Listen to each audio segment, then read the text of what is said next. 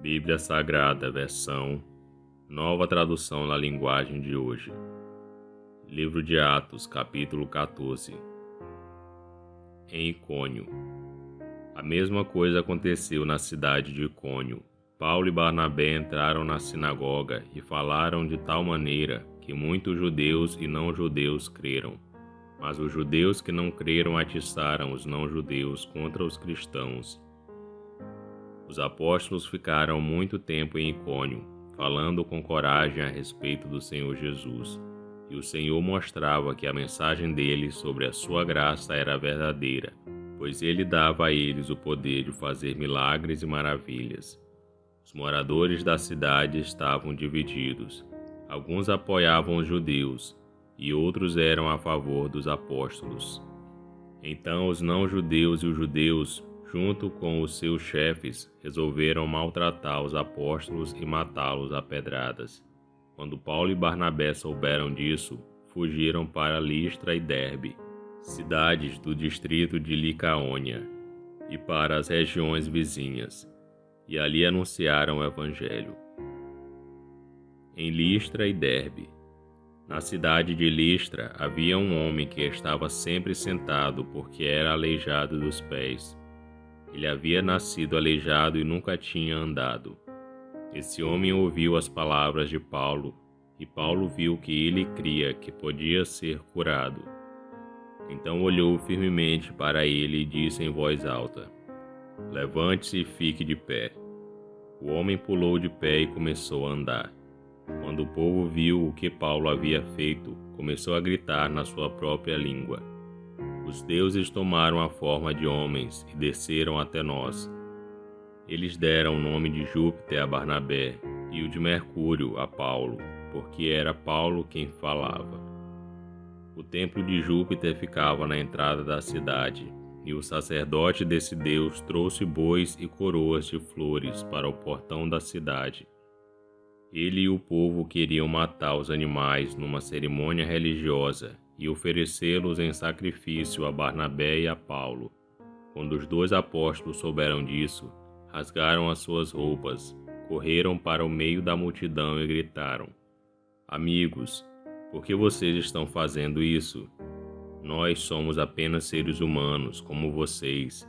Estamos aqui anunciando o Evangelho a vocês para que abandonem essas coisas que não servem para nada.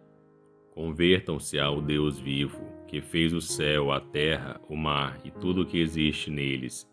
No passado Deus deixou que todos os povos andassem nos seus próprios caminhos. Mas Deus sempre mostra quem Ele é, por meio das coisas boas que faz.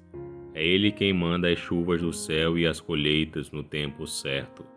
É Ele quem dá também alimento para vocês e enche o coração de vocês de alegria." Mesmo depois de terem dito isso, os apóstolos tiveram muita dificuldade para evitar que o povo matasse os animais em sacrifício a eles. Alguns judeus que tinham vindo das cidades de Antioquia e de Icônio conseguiram o apoio da multidão. Apedrejaram Paulo e o arrastaram para fora da cidade, porque pensavam que ele tinha morrido. Mas, quando os cristãos se ajuntaram em volta dele, ele se levantou e entrou na cidade de novo. E no dia seguinte, Paulo e Barnabé partiram para a cidade de Derbe. A volta para Antioquia da Síria.